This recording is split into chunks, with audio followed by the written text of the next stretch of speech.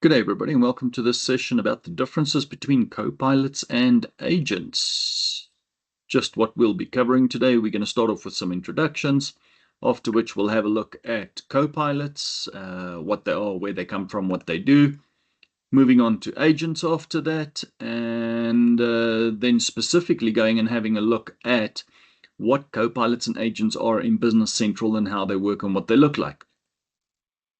And of course, we'll have some time for Q&A at the end. Starting off with introduction, for those of you who haven't met me yet, my name is Bernie. I'm the PTS at Companial that looks after the Business Central product and also a Microsoft certified trainer.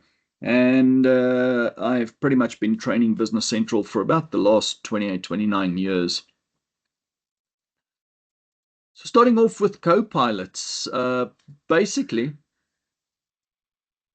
the role of Copilot is an AI-powered assistant that basically works together with the user. That's actually where the name comes from. It comes from the idea that you're in charge of the plane, and the Copilot is basically your co-pilot, basically assisting you in the things that you do. So the types of things that it'll do: suggestions, drafts, summaries, answering of questions. It never basically acts autonomously. You actually are the one that remains in control. So the behavior of it is based on a prompt and a response. So in other words, you give the Copilot a prompt, you ask it for something, and it responds back. That's why it says it never acts autonomously. Basically, you have to ask it something before it will actually respond to the question that you've asked. Usually the Copilots are embedded in apps. The Copilots actually came around after sort of the LLM boom, so the large language models. So large language models been around for a while, but then all of a sudden, ChatGPT became a huge thing. ChatGPT, the amount of users jumped ridiculously and brought large language models into the spotlight, and everybody wanted to jump on top of the train before it departs. So Microsoft started building copilots in their apps. And essentially what it is think of it as taking the information that you want, going onto ChatGPT, typing the information onto the web page and asking it something and taking the reply and using that. But instead of having to go to the web page every single time, you can now, within the app that you are, just ask for something. Think of if you're in an email and there's a long mail trail behind it, and all of a sudden you just say to Copilot, give me a summary of this email. And that's the idea. So basically they took that idea and they extended it into the product. So setup is usually minimal configuration, available out of the box. It's built into the product, and it has very specific purposes usually. Here's a couple of examples of what a Copilot will actually do, like drafting an email in Outlook, or summarizing an email, like I just said, summarizing a Teams meeting. I actually use that feature quite often if I'm stuck on one call and I join another call late. One of the first things I'll do is, if they're actually recording and transcripting the meeting, I'll just say, give me a summary of the meeting so far, just to see what I've missed. Suggesting next steps in a CRM record, etc. And of course, we'll have a look at some scenarios in Business Central in just a minute. Okay, now coming to agents. What is an agent and what does that actually do? Well, an agent is a specialized AI entity that acts on your behalf to achieve a specific goal.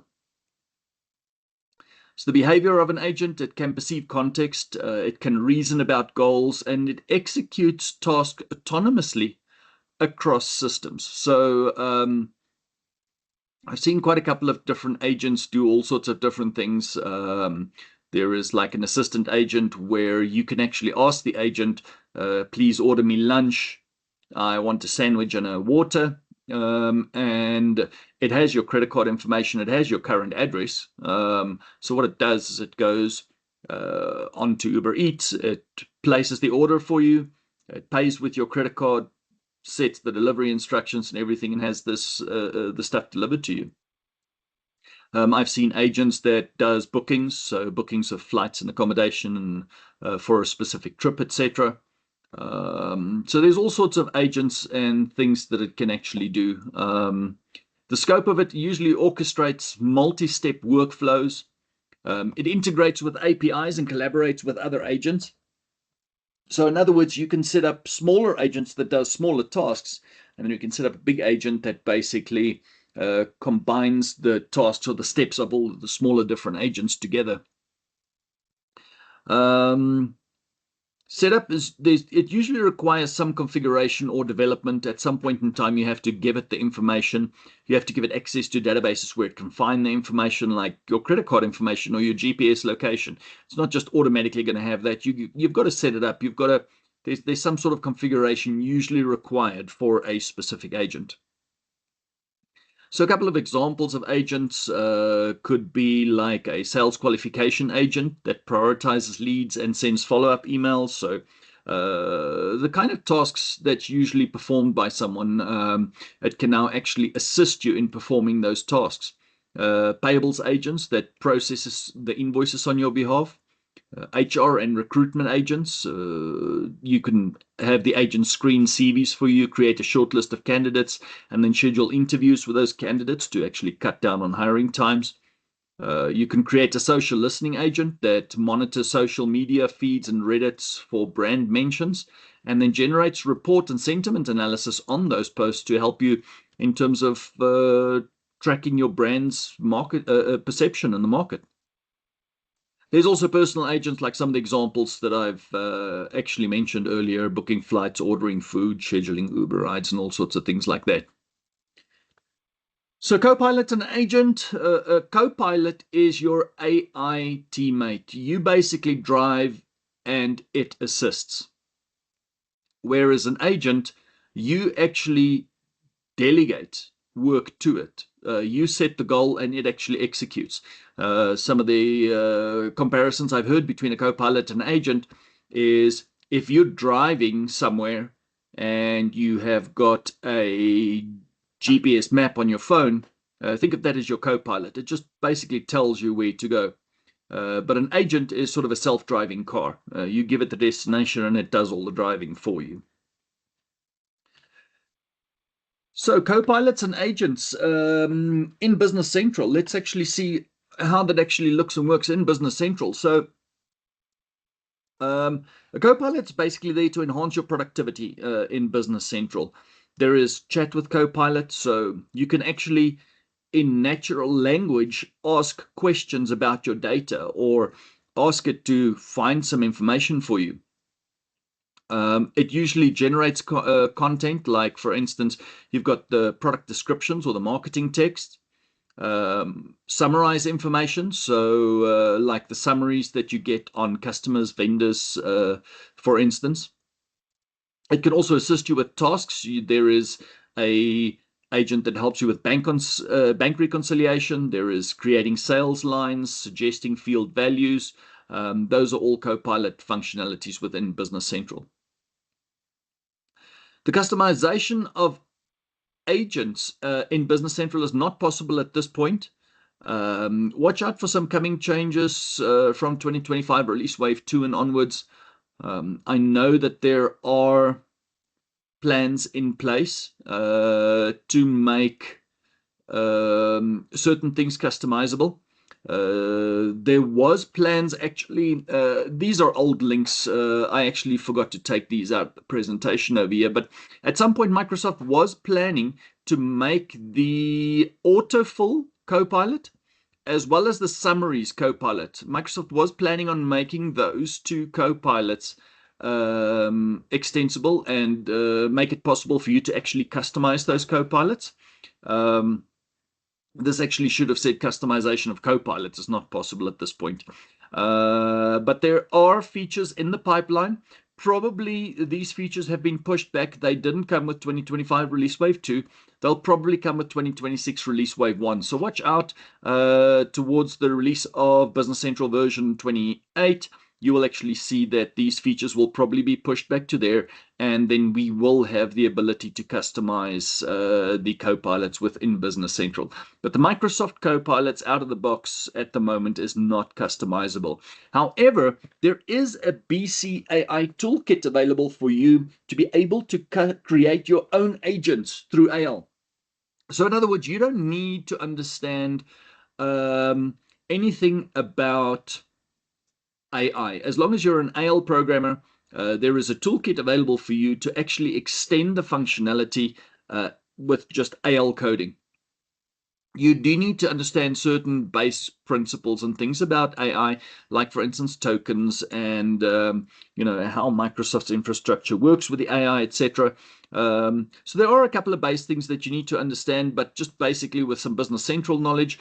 There's a new page type that they've created for us in AL, and then all you have to do is call that page, put a prompt in there, send it through, and then usually the programmer in the background will put a system prompt in over there, and then these two prompts, the prompt that you type in plus the system prompt that's been programmed into the background, is sent to the large language model. It then generates a response, sends it back to you, and then we reinterpret that information and present it to you to do whatever it is that you would like to do. And you actually use Microsoft managed resources for your Copilot. So in other words, you don't need to go and create your own AI resources on Azure that you actually pay for doing those types of prompts. If you create a Copilot in Business Central for your extension, at the moment, the Copilots are free in Business Central. You'll actually see, let's actually see if we jump in here. Let's see if we go into a version 27 environment. I just want to show you over here that from version 27 onwards, there's actually visibility for you in the Copilot. So if I actually jump in here, sorry, just give it a second to come up over there. And then what I can do is if I have a look over here at Copilot and agent capabilities, you'll see over there billing type. If you have a look at the Copilots over there, you'll see that they are not billed. It's only the two agents, the sales order agent and the payable agent at this stage, that are actually billed. All the Copilots that we've got is not billed at this point in time. So all the Copilots are free for now, although Microsoft does say that they reserve the right to change that. If you read the documentation, you'll actually come across that disclaimer as well. Okay, so the agents in Business Central. With the agents, you can actually automate complex workflows, and they operate semi-independently. And with version 27, they've actually been made more independent. When you actually set up the Copilot, you have the ability to say, I actually want to review the work that the agent has done, or you can say, I don't want to review the work. So, for instance, over here, if we have a look at the sales order agent, if we say I would like to activate that, you'll see that there are some settings in here. Review email. So I can tick that and I can say, I want to review the email before it is sent every single time. But if I untick that, I'm saying I don't want to review that email. I trust the Copilot and it can just send. So you actually have control. You can set it as autonomous as you actually like. There are two main agents in Business Central, like I showed you earlier when we jumped onto that other screen. There is the sales order agent and the payables agent. Sales order agent handles the order creation process. So it handles order creation, suggests alternatives, and manages ambiguous cases. So for instance, it monitors a mailbox. It receives an email from somebody that says, hey, I'd like to create a sales quote. It gets all the pricing, creates the quotes, sends a reply back. When that person then replies and says, I'd like to place an order, receives that, creates the order. So it suggests alternatives. If the guy's ordering something that's out of stock, it'll say, but I've got these alternative items available for you to order. Then we've got the payables agent. So it handles the whole sales order process. We've also got the payables agent that handles the payables process from receiving the vendor invoices. So it also monitors a mailbox. Once that email is received, it creates and classifies the expenses, creates a purchase invoice, asks you to confirm that it's created everything correctly, and then manages that whole process in terms of receiving it. It's not customizable at this stage. Microsoft has got it in a private preview. So in other words, there's a couple of select partners that have put their hands up and said, we'd like to join the preview. That's busy testing the development functionality of agents together with Microsoft. and deciding on the way they're going to go. So the next step after that will probably go into public preview, where the development kit will be made available for everyone to test. So it's still being developed at this stage. And then also we're going to have the MCP server being released with 2025 release wave 2. I've included an article over here. We can go and read a little bit more about it. But the MCP server is basically the ability for us to make services available in Business Central for agents. So the two agents we're talking about over here, the sales order agent and the payables agent, are specific agents to Business Central. So they were developed in AL specifically for Business Central. But let's say I'm using some other AI functionality and I develop an agent in that functionality, and I want that agent to work with Business Central. I want that agent to fetch information out of Business Central. I want that agent to then create sales orders, create purchase orders, create customers, create vendors, do whatever it needs to do. How does that external agent that I'm developing, how does that agent talk to Business Central and tell it to do stuff? And that's what the MCP server is going to do for us. In the past, we had to create specific APIs and then have that agent talk to a specific API to do certain things. But with the MCP server, it's basically, I've heard a lot of people compare it to the USB-C port. So where we had all sorts of different ports on computers, now we have one universal USB-C port that we use basically to connect everything. That's basically what the MCP server is going to do for us. It's going to give us that ability to connect up to any system. So if you want to connect to Business Central, and then you want to connect to SharePoint, and then you want to connect to CRM, and then you want to connect to some other external system, and you want to connect to Uber Eats to order your food while you're at it, you can use MCP servers to achieve all of that. So MCP is Model Context Protocol. It's actually a standard connection that was developed by Anthropic and obviously been adopted industry-wide, and Microsoft is releasing a whole bunch of MCP servers, including an MCP server for Business Central. So basically, your copilots and agents are in Business Central. If you want to learn how to configure copilot and agent capabilities, I've included an article over here that you can go and read. One of the things you might want to consider is to allow data movement across geographies. Basically, what happens over there is sometimes your copilot needs to send information outside of Business Central. To allow movement across geographies, you need to grant users access. So in other words, in your certain features you might need to activate, like for instance enabling Bing search across regions. You've got to make sure that all of the copilots and agents are actually activated. You can deactivate it. If you click on a specific feature, you can click on deactivate and say, I don't want to use that specific feature. And then you've got to grant your users access as well. So there are certain permissions that you've got to set for users to allow them to do certain things within Business Central. A user without the correct permission set might not be able to use a specific agent. And then enabling Bing search for enhanced search results. So if, for instance, you want your agent to use Bing search to go and search for data outside of Business Central, like for instance, when you're creating a new customer. When you're creating a new customer, you can look up the address, telephone number, web page, email address, all that type of information. You can look up on the web, but you need to enable Bing search in order for it to do that. And rolling out changes to all users within the environment. So there is an article over there that will help you get started with it. And then, of course, that's a wrap for us. So if there are any questions, please feel free to get a hold of us. And thanks for joining. And we will see you in the next webinar. Hope you have a nice day.